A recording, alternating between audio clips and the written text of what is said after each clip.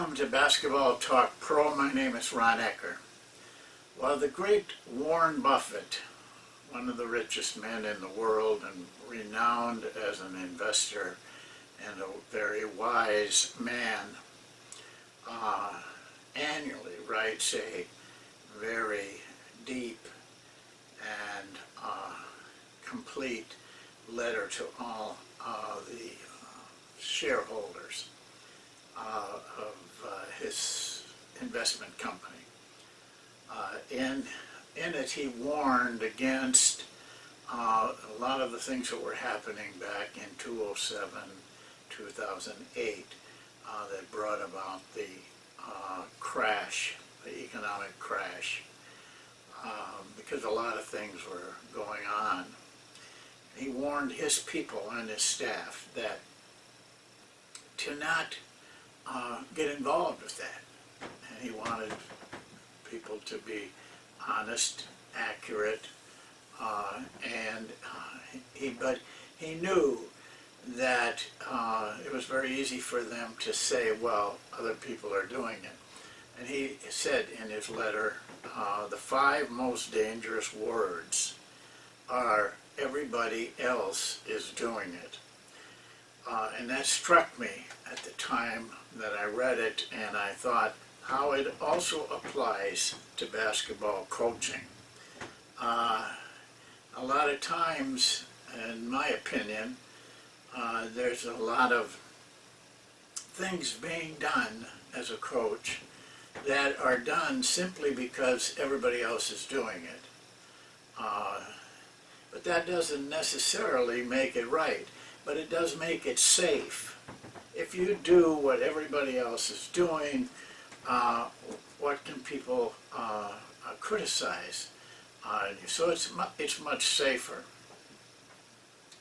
But it isn't really thinking for yourself, is it?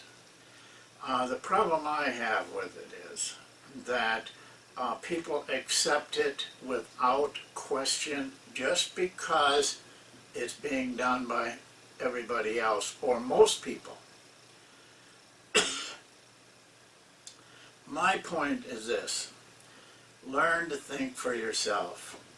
And before you make decisions on whether a thing is right or wrong, test it, measure it. Find out for yourself, is what everybody else is doing, is that effective? And is that the best thing? I think you'll find in any walk of life, and you certainly will in basketball, that there's 2 or 3 men, or a small percentage, maybe 1 or 2% of the people who do things differently, have the courage to step out and do what they think is right. In basketball, that's perfectly clear. In the last 50, 60 years, that I have some acquaintance with, there's been about 3 or 4 coaches who did it different, and all 4 of them were big winners. All 4 of them you could find in the top 7 or 8 coaches, all-time winners. They were different. They had the courage to do it different. Well, I don't want to go out on a venting type of discussion today, but I do want to draw your attention to 4 defensive concepts that I find very difficult to accept. And my own research, which is really my own, by breaking down films and going over them, taking careful statistics or measurements, I find that they're also not very effective. And so I want to discuss those 4 things today, more to teach you or show you how thinking with the crowd may not be the best way. You don't have to accept what I'm going to say today. But I would hope that that you would at least say, I'm going to check this out. You know, this is all four of those things we're doing, or three of them, or two of them, and I need to find out if they're really, really effective. Just do that much. Be your own person. And then if you find out that this is something you'd still like to do, I can understand that. But I hope you're not doing something that is less effective than doing it the other way. So let me go to the whiteboard and talk about and show these four concepts. And now, first of all, I'll tell you what they are. One is overplaying the pass back to the top of the key that teams use to change sides of the floor. The other one is forcing baseline, which everybody, not everybody, thankfully, but a lot of people do. It's the kind of, in the NBA, it's kind of the thing to do because everybody else is doing it. No one questions it. There's no question. It's like a doctor prescribing a medicine. No one ever questions that. They take it even though they might be getting placebos or they might be getting poison. And the same thing is true in our profession. And taking charges. Again, very macho thing, you know. You're supposed to show your toughness and your courage and being a real man. And then the fourth thing is stepping out on a screen, defensing the screener and stepping out to curtail the driver. Let's take a look at those four things. Okay, I wanted to get the camera as tight on these four diagrams as I could, which means we can't get much else in the picture, but that's okay. Number one, here, this drawing, I'm talking about when I said overplaying the pass to the top. Ball is here, and to swing the ball, they pass here and over here. And this is overplayed, I guess, with the idea that they may not be able to make the play or you can force them out. But in doing so,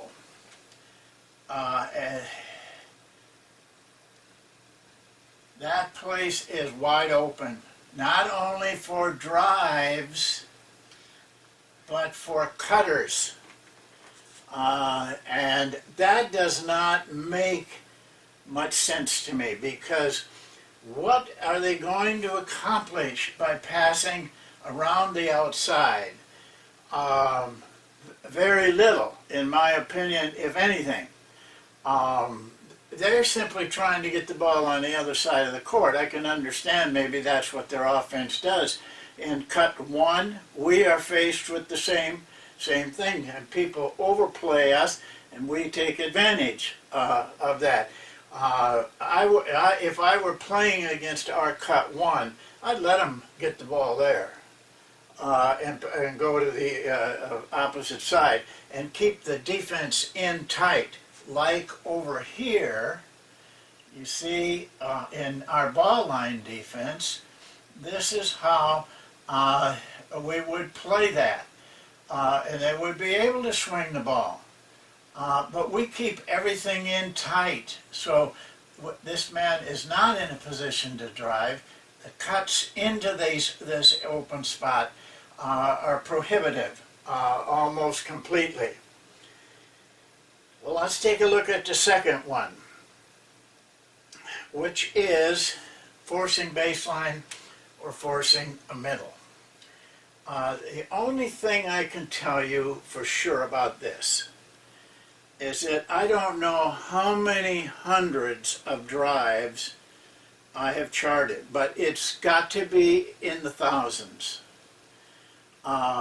And every time I do it, and I started back when I was a college coach, I I did it when I was in the NBA. I did it when I was in the CBA. Every time, consistent as the day is long, offensive player is more effective driving baseline than driving middle. I don't care what anybody says. Yes, they have the reason. Well, he gets in the middle, he can create problems. Maybe so, but he doesn't a lot of the time. For one thing, he's easier to stop on a drive to the basket because everybody is right there. The big guys are usually right there contesting shots. And we have shown, you can look in the NBA statistics as well, that shot in here is a low percentage shot, mainly because of the contests. They get contested almost 90% of the time. And so it really, this does not make sense. But if you watch the games tonight, this is Monday, or Tuesday, whichever one, you watch the number of times that this guy can go baseline, and if he doesn't score, he passes out for an easy shot. What is happening now, when I was with Don Nelson, he practiced this a lot. The guy driving and passing to these spots. At that time, there was very few people who did that. And so, not only is the drive hard to defend, but then you have to bring people in, and it opens up the three-point shot. That is harder to do when they go in the middle. Now let's just take a look at what happens. This guy drives to the baseline. Who's going to take him if he's got his man half beat? They depend on getting help. The help almost always has to come from this man. So this guy has to go in the NBA 12 feet to get to a position where he can take the charge or help. But basically that's a long run, and they very seldom get there. I watched I can't remember. Washington and Atlanta. And I don't know how many times they drove baseline. This guy got to about here, and the guy went right in for a layup. Or if he got a little farther, then the passes started coming out. On the other hand, if the drive comes into the middle, this guy doesn't have far to go at all. Half the distance before he can,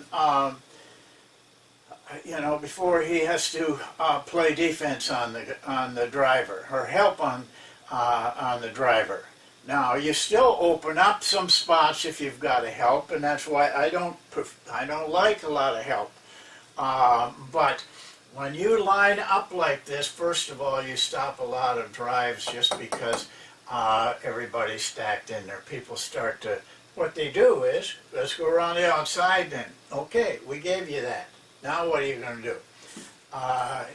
That's my problem with forcing people to the baseline. It's just very hard to defend. All right, here's the other one, taking the charge on the driver. Now, you know, if you've been watching this, I teach blocking the shot.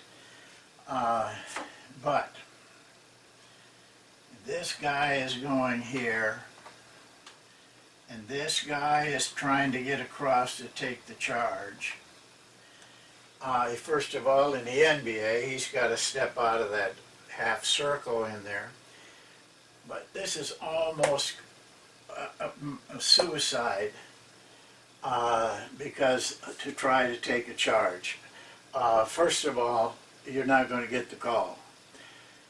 The rules, whether you like it or not, the rules are set set to give the offensive player every benefit and every advantage. They want scoring.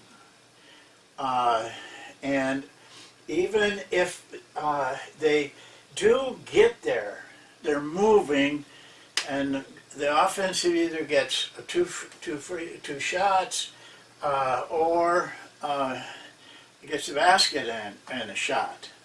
And this guy ends up with a foul, and this guy ends up hurt a lot of times.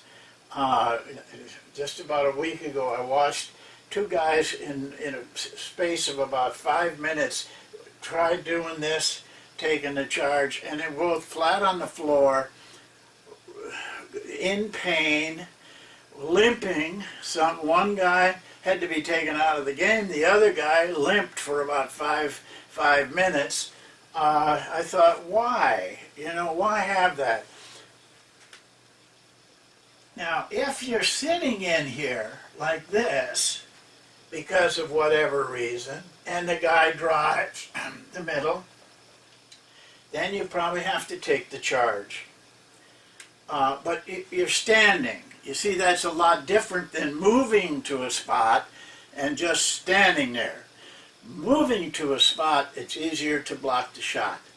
Standing, you don't have any choice. You probably can't block the shot even then, or you can contest it. But if he keeps coming, you're going to have to take the charge. But you got a pretty good chance there if you're standing there. Most officials will call that because he's set in that lane. You have to be really set, though. You can't be moving around, or the offense gets the advantage. Okay, the last one, stepping out on the screen at the ball. This maneuver. Boy, I just can't tell you how difficult it is for me to understand that at all. I was on a team in the NBA where the defensive guy taught this and would not give in at all, even though it was just killing us. Step out here. Now here, look at here. You got a 5-man defensively guarding the screener. The drive starts here. First of all, you get a lot of fouls that way. I mean, when you have a guy, we had Augustus, 7'3". There's some advantage to being 7'3", but one of them is not that you're really quick a foot. And Z was probably quicker than most. But still, it was a difficult thing. And stepping out, charge, blocking for call after blocking call, that was one problem with it. But the second problem was this. If you do any thinking at all, and he steps out and you drive this guy down the middle, you're causing chaos defensively. Somebody's got to come and get him, or it's going to be an easy score. If they come and get him almost from any spot, and a lot of teams do it this way. Could never understand that out. Now the pass is to the corner for an easy three-point shot, for probably the easiest three-point shot there is. Otherwise, this guy comes, a layup. This guy comes, another three-point shot. If you look at the 2009 playoffs, Cleveland versus Orlando, Cleveland had the best record in the NBA. This was a first round game. No, second round game. And this is what Cleveland was doing time after time. This was Howard. This was Augustus. Ran the pick and roll. This guy stepped out. Howard drove to the basket. They had 2 3-point shooters. I don't remember who those guys were. They're sitting there, and they just killed Cleveland. They upset Cleveland in 6 games. 5 games, I think. And went on to the finals of the NBA. In that series they ran, and even in the finals, they were running over 60 pick and rolls in the screen at the balls a game, averaging. I sat and watched the D-League game. I happened to be in the town. There was a D-League game on. I went to watch it. I knew the coach of the home team. I knew the coach of the visiting team a little bit. He was a college coach that had gone into the D-League and didn't stay long and went back to the college. But I knew he was a very good coach. And they did this defensively, the home team, and he did this, and he had a very average player here, very average. But here, he had a guy that went on to play in the NBA and had a pretty nice career. They'd do this, the guy would keep his dribble, take that man with him, 4 would step up. Now he'd either pass here, he'd pass back here, this guy would pass to the corner, and this guy probably had about 25 points that night. All game long. I could not believe what I was watching. I like what Popovich at San Antonio does. We do about the same thing. But this is Duncan guarding this guy. He drops off to about here and lets this guy go fight over the top or go under. But now there's nobody there.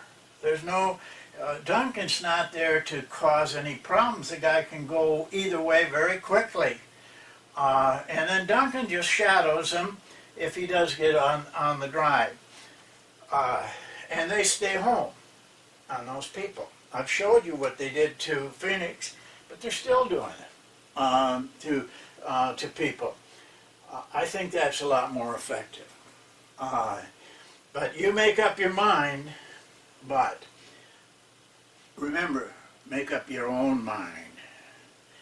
Just because everybody else is doing it, and 80% of the NBA teams are doing if not all these things, a good percentage, but so are colleges. I don't know about high schools, but colleges and the pros are pretty much doing those 4 things, or at least 1 or 2 or 3 of them. So that's what I got on the whiteboard. Well, after you've seen those 4 things that I questioned, I'm not asking you to agree with me. What I would like is that you think for yourself. That is more important. But think. Don't just grab at something. You got films. You got ways of watching them. Do your work. Do your homework. Be your own person. In coaching, I will guarantee you more success, more satisfaction, if you are doing what you think is the best, based on facts. Well, that's it for today. We'll see you next time, and thank you for watching.